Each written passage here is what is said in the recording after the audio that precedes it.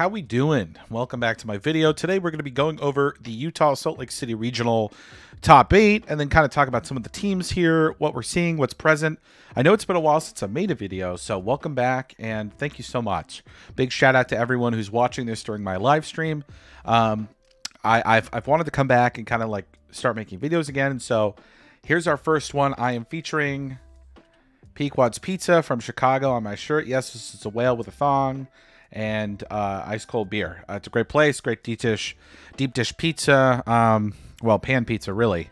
It's fantastic. Can't wait to go visit there if I get the chance after Milwaukee. Not sure yet, but we'll see. But no, I was to answer a question in chat. So I was not at Salt Lake City. If I was, I would be very surprised to have been back so soon at 10:30 p.m. on the East Coast, which is when I am filming this right now. So, with that said, let's kind of dive in here. So, Changjun Peng is a player who I believe is now on the SoCal coast, but for a while he actually was in Chicago and in Illinois. And fun fact, Changjun and Joe, as you might notice, are running the same team. This is not by mistake. Way back in the day, back before COVID, myself, Joe, Changjun, and maybe a couple other players, I was the driver. I had my car, and we would drive to locals, regionals, whatever, whenever we could. And these two, you know, they recognized the talent in each other, and they started going pretty far for themselves. And so it was a lot of fun to see the two of them still kind of keep this friendship and relationship. And over time, Changjun, you know, he's had several accomplishments, and a lot of those accomplishments come off of the tail end of, hey, you know, him being really good friends with Joe, and Joe being like, yo, bro, you pilot my teams really well. Here's my team. And so from what I know in the past, this is pretty much what we're seeing now. And so what we're seeing is we're seeing a Groudon team, which honestly, to my surprise, was, you know, the winner for this event. Aaron Trailer, who was the runner-up, was running a Kyogre team with Kartana, Incineroar, Whimsicott, and a DD female. So he had Redirection, he had Fake Out, Intimidate. Obviously from Incin, he had Whimsicott, one of the most popular Tailwind users in the format besides Tornadus. But even here, you know, we don't really see Tornadus until 20th. Yeah. And I was really curious about this. Gary Kion, I was dying to see this dude's team the entire weekend. It looks like he had a Glastrier and a Alolan Executor, which I would have died to see this dude on camera. You know, they did have a stream this weekend, but they only started in like the 3rd or 4th round. From what I've been told, you can check out the Pokemon YouTube channel and go check out their VODs there. But for the time being, let's take a look at this. So Changjun had a Groudon, Zacian, Incin, Charizard, Gastrodon, and Grimmsnarl. Groudon. Let's start from the left, right? Let's start from the left. Meacham using Yveltal. Shocking. I know. Yeah. All right. I'm gonna be honest. I don't know exactly. That's Josh, right? Yeah. I do want to say that this is a considerable breakdown for CP, right? Top 32. You know, it was a top 8 cut, right? But I mean, that's 60 points for top 32. Like that's some serious points right there. Like, congratulations to all these folks, because they did extremely well, and you know, at least they got something, right? They didn't walk away with nothing. Sorry. Groudon. Let's go over it, right? Groudon, ground type, doesn't have that fire typing from being a primal, but it does have a powerful Precipice Blades, can take hits really well, and can boost its special defense due to max ground if you wanted to max Groudon. But from what I was seeing with this team, you don't always have to max the Groudon, which is one of the bigger things. Obviously, you're not maxing Zacian. Incin usually is used more of a pivot mon, but I found that Charizard and Gastrodon are probably two of the better mons to max, depending on what you're facing too. Gastrodon was an absolute beast, especially in finals against Aaron Trailer. Aaron did a fantastic job, though, trying to outmaneuver the Gastrodon, and actually had so many different answers against Yawn, which was hilarious. He had Safeguard on Indeedee, had Max Lightning off of Kyogre as well, so really, he was ready for this Yawn. He was ready for sleep. But on the other hand, Changjun was ready with Grimmsnarl. Now, Grimstarl did not come to play here in this matchup. It wasn't going to fit well, but Grimstarl is a fantastic user of either Scary Face or more popularly, Thunderwave. And so Thunderwave definitely came into play, I'm sure, for Changjun many times in this tournament, as it did for many other players as well. Speed control is pretty much all the rage these days, and if you have it, awesome. If not, well, you might be suffering because your opponent's going to get off a move before you and try to win the game. Now, you know, Changjun versus Joe in terms of like who's playing better, that sort of stuff. I'm sure Joe is playing his heart out. You know, he went 7-1 in regular Swiss. Changjun was undefeated. From what I've heard, his first loss was that second game in finals against Aaron Traylor, which is just insane. I mean, what a fabulous run for this player with nonetheless a Groudon team, which for many of us, you know, many people have been critical of the use of Groudon due to the accuracy of Precipice Blades. It's sort of like using Origin Pulse again and again and again on Kyogre. Yes, it's good. Yes, it's powerful. And yeah, it's abusable, but it's not 100% accurate. And that can sometimes throw a game for you. But you know, with Station being a great endgame mon, and including Gastrodon. I mean, there's a point where Gastrodon was walling this Kyogre. We didn't see a Max Ice come out from the Kyogre. It had Origin Pulse, it had Water Spout, it had Thunder, and probably Protect. And so because of that, there was no way for Kyogre to hit Gastrodon or Groudon because they're both ground types, right? So they're both immune to Thunder. And then, you know, with Storm Drain being a thing, it was just kind of sad for the Kyogre on Aaron's side of the field. So, yeah, I'm glad to see that Joe and Changjun were able to have a successful, you know, 6 Pokemon here to bring along. And, you know, funny enough, Joe's been playing with like every major archetype in all these online tournaments. And so for the first event for him to return to, hey, what's up, Kate Armani? Welcome in. Welcome in. We're just filming a little video right here, right now. For Joe to come in and not only have himself place top 4, but the team that he's built with Changjun piloting, I'm sure that's going to keep boosting his ego and make him feel pretty good. It'd make me feel pretty good.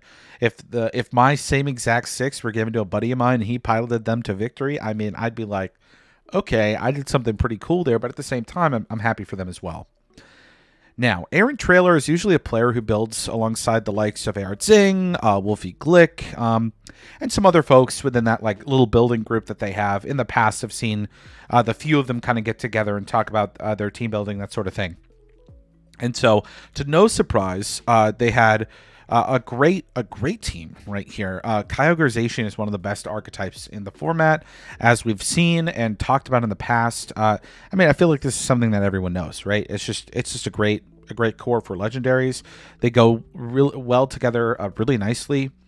Aaron's got Whimsicott for setting up Tailwind, for helping out with just supportive needs, if at all, and then Instant for pivoting, and then obviously I love seeing that like Pokemon like Indeedee are being used over Tapu Lele simply because it's got Follow Me. It's just got better support and utility than the Tapu itself, which to me is hilarious. So it's so funny to see that, but man, it does big stuff. But I think the thing of note here that no other player can see until Josh right here in 15th place is the use of Kartana.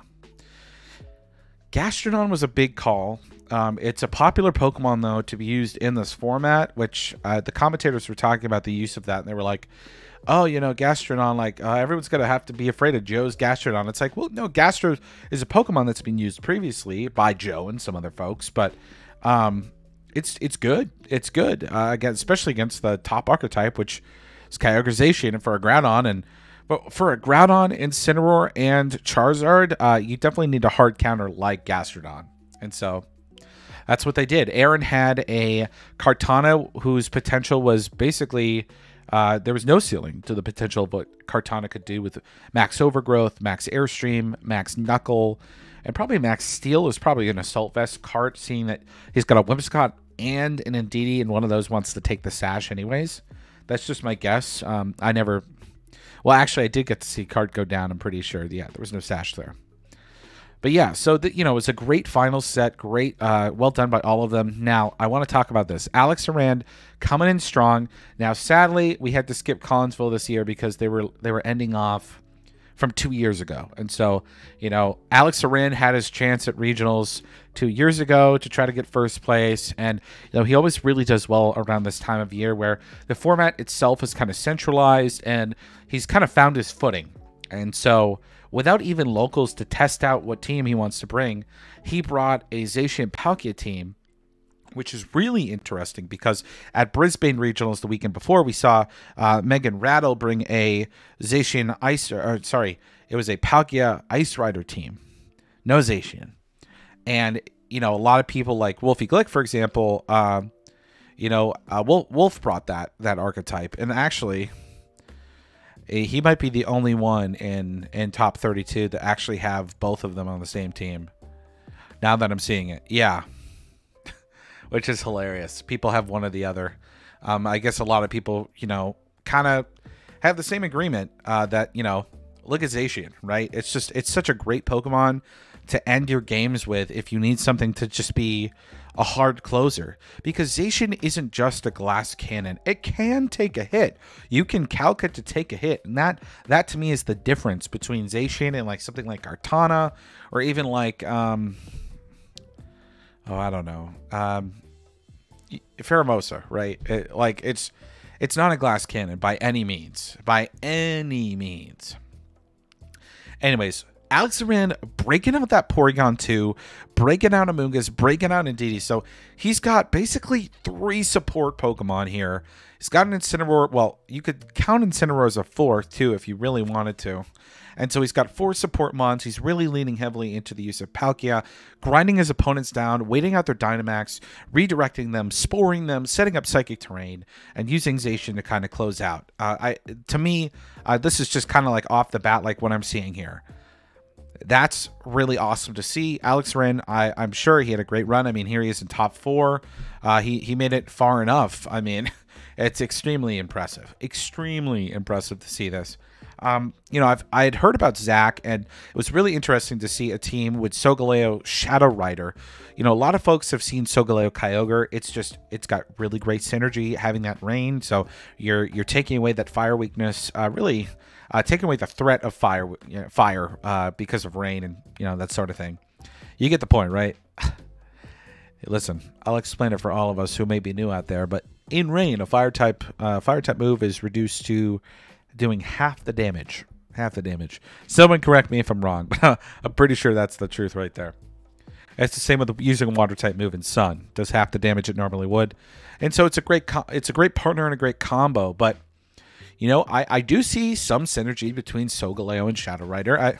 I feel like you could probably use Bulldoze on Shadow Rider to proc Solgaleo. You could also put Bulldoze onto Landorus as well. I could see that happening too.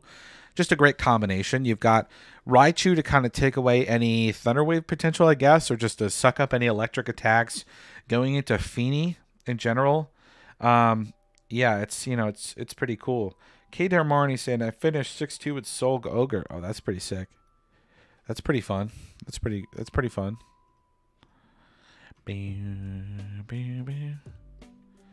Played Zach in round 7. He's a really strong opponent. Yeah, I mean, this is a really cool team. I like the look of it a lot. And honestly, for Solgaleo, I think of it like Zygarde just a little bit. You can't risk getting paralyzed. You can't risk or getting burned, really, is the big thing, especially with Zygarde too. Because if you get burned, it nerfs the amount of damage you can do, and from there on, it just kind of hurts you in the end. So cool to see a team like this move on because it's very diverse. And I think that's one of the bigger things about this format so far that I'm loving. Is that look how diverse it is. I mean, there are so many different types of Pokemon. Like, yes, a lot of the teams have Incineroar. Yes, a lot of the teams have Zacian. But, there are different mons thrown into each team for almost every player. And that, to me, is what's so cool. So cool. So, love to see it. Z's team right here, Zacian, Yveltal. That's fun to see. It's a lot of fun to see this type of team, especially with double Intimidate. So that helps a lot against Ice Rider, I'm sure, opposing Groudon, and especially opposing Zacian as well. Like, I'm not. Let's take a look here. Let's find our first Thunderous, because I'm not seeing it. I love that there's Vish had such a funny team here, and it works. It works so well. I mean, look at it. Looks at it with Dracozolt. That's so funny. And Cinderace, Thunderous, Thunder. Yeah, here we go. 23. Solg Ogre. Kate, I'm already talking about Solgaleo Ogre going 6-2. I mean, that's sick, dude. Was this you, Kevon? I'm gonna say yes, since that's the only one I'm seeing here. Yeah. Yes, that's the team. Gotcha. Okay. Jeremy Boyd. A lot of people making jokes about. Okay, cool. A lot of people making jokes about Jeremy Boyd being like a ripoff Jeremy Boyd, but you know, really cool to see a Duskmane make it to top 8. Like, respectable. It's a Pokemon that, like, for a lot of people in my mind, I don't think a lot of people would consider it. Mostly due to the fact that, like, it can get burned, it can get intimidated. Yes, it's not taking as much damage from super effective attacks, but is it enough? You know, I'm not sure. Well, to be sure enough, though, oh no, wait, Kate, I'm already from the Boston area, dude. I'm from like Boston area too. That's crazy. You know, I'll have to talk about it after. I want to set up some like local meetup or something for, well, either in Mass or in Southern Maine. I'm trying to do something. I'd love to. I'm missing Pokemon locals, so some type of meetup for people would be sick. Anyways, I like the Duskmane, especially with Mimikyu. You know, Mimikyu is like almost a guaranteed Trick Room user, obviously, right? With Disguise. Now there are a few legendary Pokemon that can break through it, but I mean, look at this. I'm not seeing a Kyurem White. And Sunsteel Strike, I'm pretty sure, can just ignore Disguise too, so that's like the one other thing. Correct me if I'm wrong. But I'm pretty sure Sunsteel Strike just ignores Disguise. Which it does. Okay, cool. That's what I thought. So, like, that's the one thing about Mimikyu where it's like, okay, that's pretty cool, but sucks that Sunsteel just, you know. And Shed Wonder Guard. Yep. Oh, I know that too well. No locals is why I'm not playing. Rip, dude. I know it sucks, but it is what it is. And then, obviously, the return of Aaron Zhang with quite a unique team with Groudon, Solgaleo, Charizard, Mimikyu, Whimsicott, and Indeedee. So, you know, you kind of get to see like the similar pattern of redirection, different Pokemon to set up speed control, and then something I want to point out is the use of Charizard, and then also the use of Blastoise, Rillaboom, obviously. I don't think... Are there any Venusaurs in top 32? There might not be. Hold on. Am I crazy? No.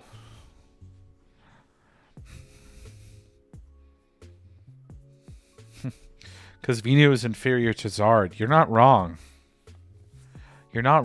I mean, scroll down for usage. Oh, thank you. Look at all the one-off mons. I mean, that's crazy. Just the variability there is insane.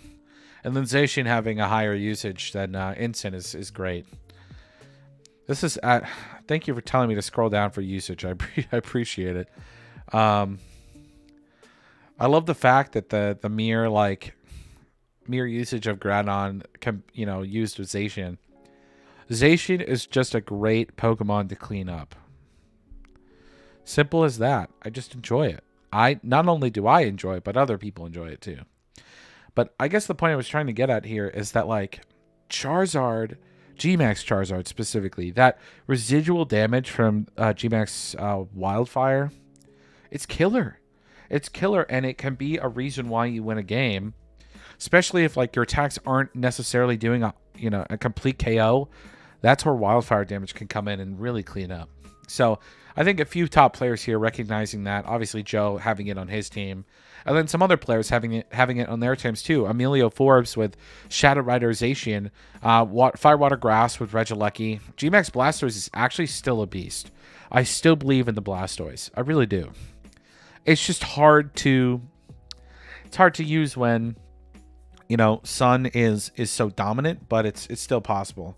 Remember when we thought Zard was bad in Series 2? Yeah, I do. But then Solar Power had to come along and just fix that, you know? So it's pretty nice, So our ninth place placement right here, Kyogre, Zacian, Double Intimidate, Pharaoh, and Grim. This is a pretty standard looking team. And it's a pretty well-built team. It's just that these players were able to break through. And then as we kind of keep going down here, Kyle Livinghouse with Yveltal Zacian with Double Intimidate, Redirection with Amoonguss and Regieleki. And I feel like we start to see more Regieleki pop up as we kind of come down here, which is really interesting. They kind of populate the, top 18? Top 60, yeah. Top 18 from like 6th place down. That's Ragna. Thank you. Oh, what's up, Angelo? How we doing? I missed you, man. That's Ragna. Okay, so that's what I thought. I'd heard about that. The bubble hurts, man. The bubble hurts.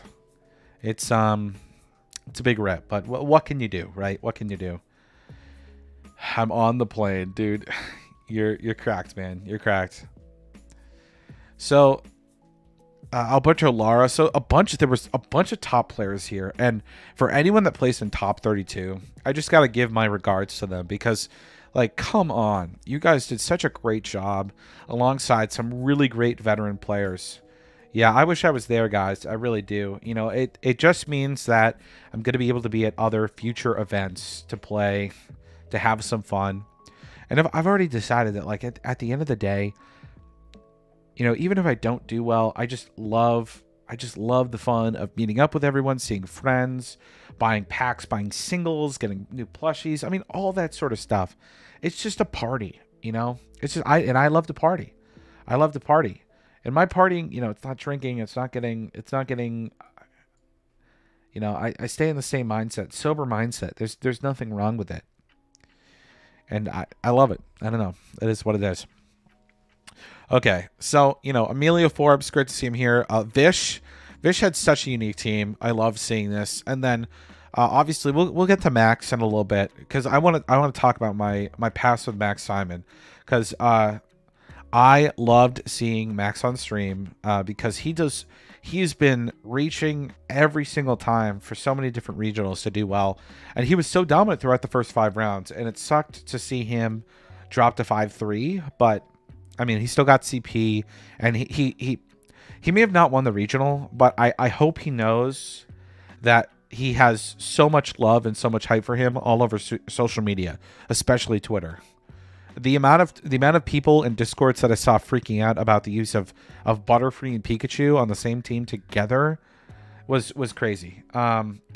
Emilio was one of my losses. Well, he's a great player, and you know, Brian, you tried your best, man, and that's all you can do. That's all you can do. Okay. Kevin, great to see Kevin popping up here with Yveltal Zacian with... okay, so this is interesting. So instead of opting for the redirection, you're opting for another Max user and also another Fake Out user if you want to use Fake Out on Blastoise, which is really cool. Where's the Pika? Oh, we'll get to the Pika. Pika's right down here, Max Simon. So Max Simon had a really cool team. Let's talk about Max Simon for a moment. Max Simon is a player who plays teams that only Max Simon can play.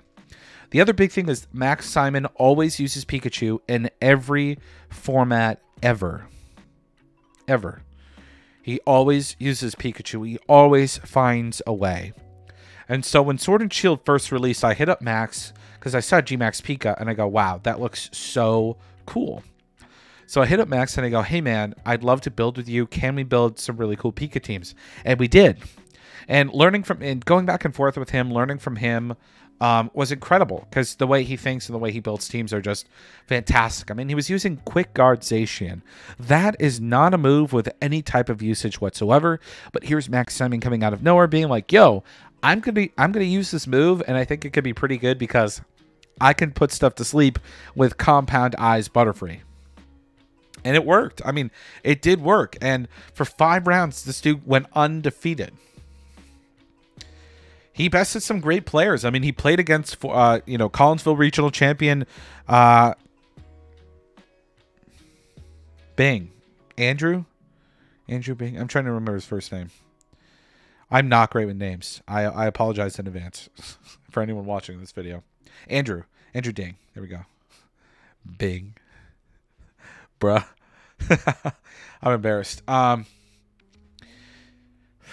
Yeah, Max had a really cool team with Pika. And, you know, once again, using Max Charizard to allow for residual damage with those flames. I mean, another player of note that I want to bring up is Carl Schatzberger. Now, Carl was using Palkia. Carl is known to do extremely well at regionals midway through the season, even early in the season. I see him show up. He's usually a busy guy. He's got a busy life, but I've had the opportunity to talk with him once or twice, and he always has something really interesting to use. I know he's pretty popular in the VGC competitive draft league, the MPA as well. He was a fantastic player there. He was using Thunderous with redirection, and then, you know, all these Incineroars, right? Crazy stuff with Palkia. Palkia was, I think, was a pretty good call for this tournament. Crawl shots, dude. For sure. But at the end of the day, the Hoenn cover starters are just so good because their abilities just stack on top of their already fantastic potential.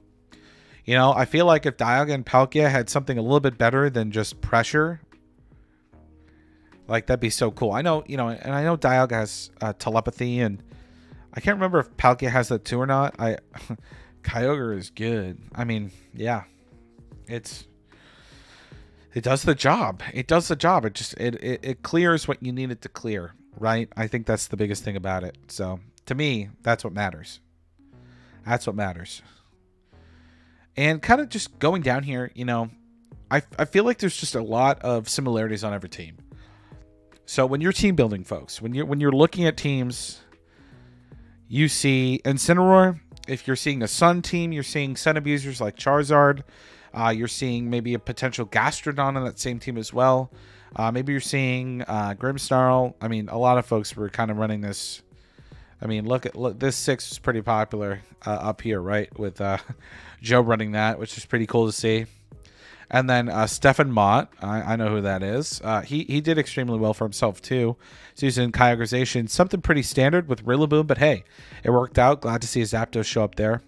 Diego Chan with the Kyogreization, Landorus, Umbreon, Tornadus, and Pharaoh. Umbreon's an interesting choice, and I think it was a pretty good call. I know I was building with Cortex VGC, and in the end of things, I know he eventually went with Umbreon himself, but he was not able to do too well because he was facing some not so standard stuff. It happens, some events, you don't always get to face the best stuff, but it is what it is. Alex Anderson running a G-Max Centiskorch, I believe, with I'm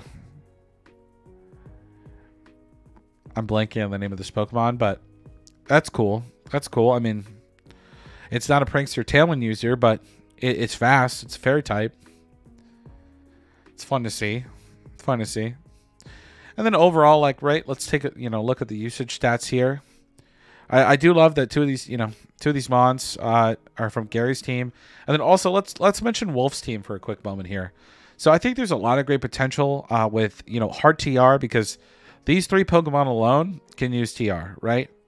And then you've got Pheromosa with Speed Swap, and then you've got redirection off of Amoonguss and redirection off of Indeedee. So you just have fantastic potential to really kind of just wait out. Like, this is what we saw with Wolf on stream. He waited out his opponent to use their max, blow it off onto both of his, smaller, redirection mons, right? And then he brings in Palkia Ice Rider. And the cool thing is that he had TR up already, and Psychic Terrain. And for the first couple turns of one of the games, he just didn't max either of the mons. He just kept using Earth Power and Glacial Lance, chipping away turn by turn.